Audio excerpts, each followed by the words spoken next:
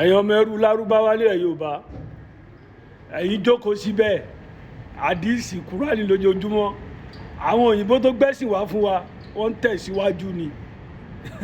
ẹ̀yin jókòó sí àdìsí kúránì tẹ̀síìr ẹ jí ká ronú náà ẹ jí ká mọ ẹ o train station láwa yìí o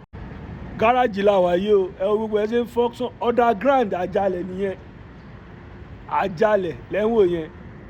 ẹ wo olúbóyè rí tram road lélẹ́yìí ọkọ̀ ojú irin kan tún lélẹ́yìí náà ẹ̀yin wá jókòó síbẹ̀ àdìsí kúránì tẹ̀síìr àlùjọ́nà iná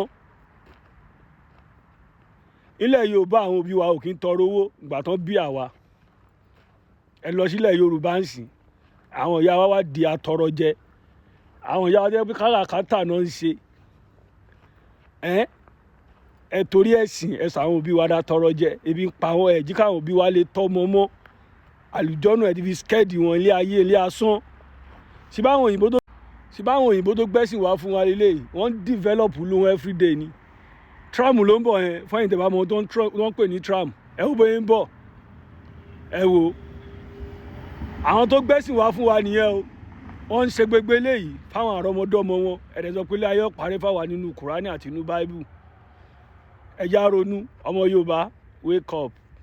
ìkónilẹ́rú tán kó wa lẹ́rú ó ti tó.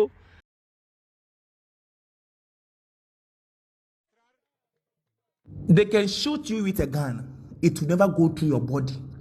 They can choke you with knife, it will never go through your body. They can cut you with cutlass will never respond to you. This is what we call protection. Our forefathers did it, and now white men are coming for the power. My brother, wherever you are in the world, come and protect.